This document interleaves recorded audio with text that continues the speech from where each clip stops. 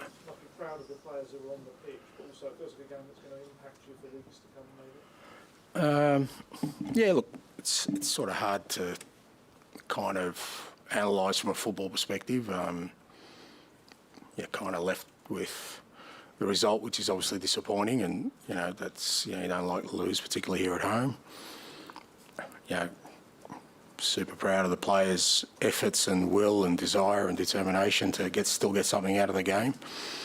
And like I said, and then there's obviously the fallout from it from our perspective, personnel-wise, which I guess we'll deal with in the coming days. Is there any insight out there on how James Maddison or Mickey played? No, I mean, look, again, it's too early, but looking at Mickey, you think it's a pretty significant one, so, I'd assume he'll be out for a little while. Matt has, got a knock on the ankle. We'll just have to assess, see how he is. And you've been a lot of praise for Romero this season, for his leadership, his things, his frustrations now. No, it's just, he's a physical guy. That's part of his strengths, and today it was deemed he went too far. Just got to cop it. I think it was when the linesman sort of didn't put his flag up when I thought he was closing down Vic and he was offside, and I think I went outside my technical area, which is fair enough. Obviously 2 sinners off 5 disallowed goals, 1 million VAR checks. Have you been involved in a crazier game? No, but I think it's going to become the norm. I think it's where the game's heading. I think it's, unfortunately, how we're going to have to, sort of watch and participate in football from now on, because, look, I've said it before, I don't like it. I don't like the standing around. I don't like the whole sort of theatre around, waiting for decisions. But I know that I'm in the wilderness for that. I'm kind of on my own. That in my 26 years, I was always prepared to accept the referee's decision, good, bad, or otherwise. And I've had some shockers in my career, let me tell you, and I've had some go my way as well. But I'd cop that because I just wanted the game to be played. But when we're complaining about decisions every week, this is what's going to happen. People are just going to forensically scrutinise everything to make sure that they're comfortable it's right, and even at the end of that, we're still not happy. So what does that mean? Well, that means that we're going to see a lot of standing around.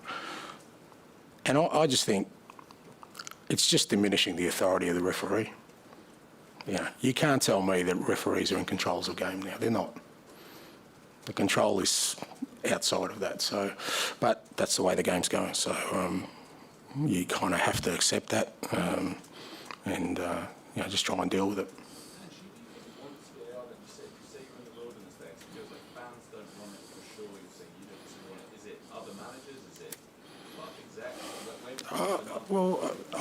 I don't know, but it seems like there isn't, a great call for us to go back to accepting the referee's decisions for the majority. I mean, I understand goal line technology because that's a simple one. That came in and no one's complained about it.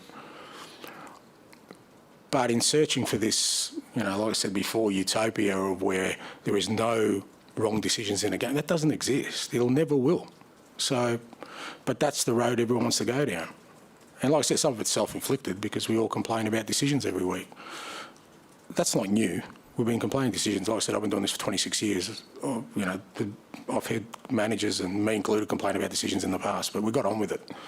We didn't feel the need to, find some miracle cure for it. Now, like I said, I don't think that that's a viable option because we seem to have opened that door, allowed technology. Now we want transparency, I'll guarantee the next thing is we'll have referees mic'd up and explaining decisions. There's plenty of other sports you can watch referees do that. I don't think it's about football. But anyway, it's, like I said, I think I'm in the wilderness for that one.